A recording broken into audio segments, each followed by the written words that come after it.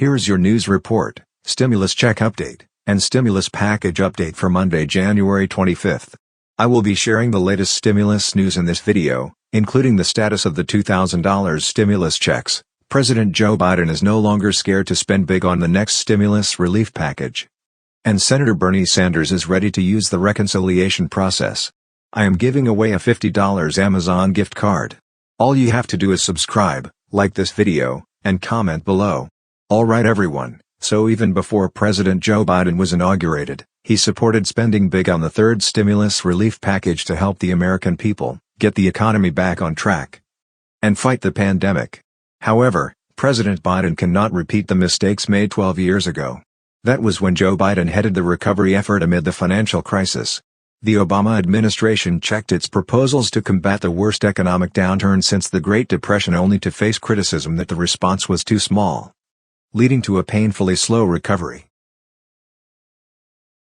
A week before his inauguration, Biden released a $1.9 trillion relief package. Biden stated, "It's not just that smart fiscal investments, including deficit spending, are more urgent than ever. It's that the return on these investments in jobs, in racial equity will prevent long-term economic damage and the benefits will far surpass the costs." President Joe Biden's relief package is filled with immediate aid for Americans and longer-term Democratic promises.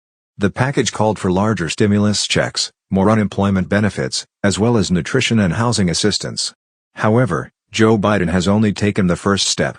He plans to release a recovery plan at his joint address before Congress next month. We already know the price tag of the relief package, but Biden has said it will include historic investments in infrastructure and manufacturing, innovation, research and development, and clean energy, which is great. But, those proposals need approval from Congress and will likely face opposition as they work their way through the legislative process. Republicans, even moderate ones like Senator Susan Collins of Maine and Mitt Romney of Utah, have expressed doubts or opposition to passing another major relief bill on the heels of the $900 billion package. In my opinion, Senate Republicans need to agree to larger stimulus checks. They need to start caring about the American people. Fortunately, Democrats are able to use a legislative process called reconciliation. This process would allow a bill to pass the Senate with a simple majority but limits what measures can be included. Senator Bernie Sanders from Vermont said on Sunday that Democrats should use the reconciliation process to pass major parts of a relief package. If Republicans continue to refuse to move on the measure. CNN's Dana Bash interviewed Senator Sanders on the State of the Union. Bernie Sanders said that Democrats will use the move known as reconciliation as soon as we possibly can to pass the package by 51 votes in the Senate, rather than 60. I am glad Sanders is ready to use the reconciliation process. It is unlikely that Republicans will agree to the large relief package. What we cannot do is wait weeks and weeks and months to go forward. We have got to act now, Sanders said. Republicans used the reconciliation process when they attempted to repeal and replace the Affordable Care Act in 2017 in the Senate. The GOP successfully used the process months later to overhaul the country's tax code, which passed with just Republican votes. The only downside to using the reconciliation process is that not everything will be passed. President Joe Biden is also using his executive authority to provide more assistance to Americans in need.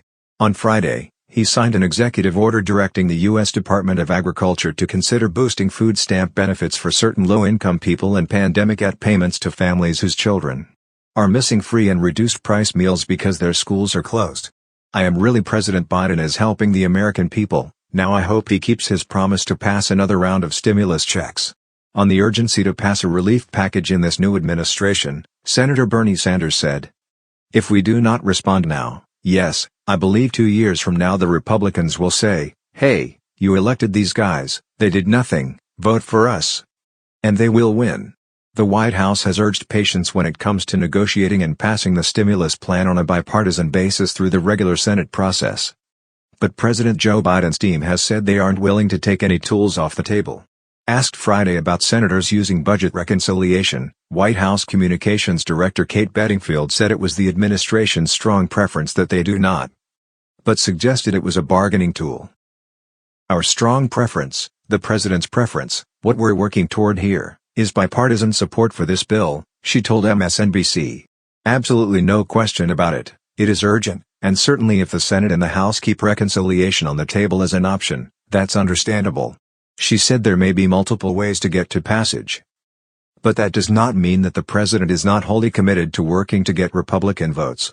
There are still questions about what parts of Biden's relief package would be allowed to advance under reconciliation. Some aides have identified that items like the $15 minimum wage could struggle to meet the criteria.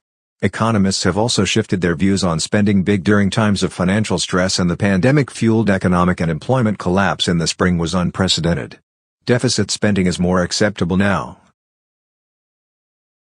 There seems to be more openness to borrowing, especially during downturns, said Mark Goldwine, Senior Policy Director for the Committee for a Responsible Federal Budget, which advocates for fiscal responsibility but believes that deficit spending is important during the pandemic to deal with the virus and stabilize the economy.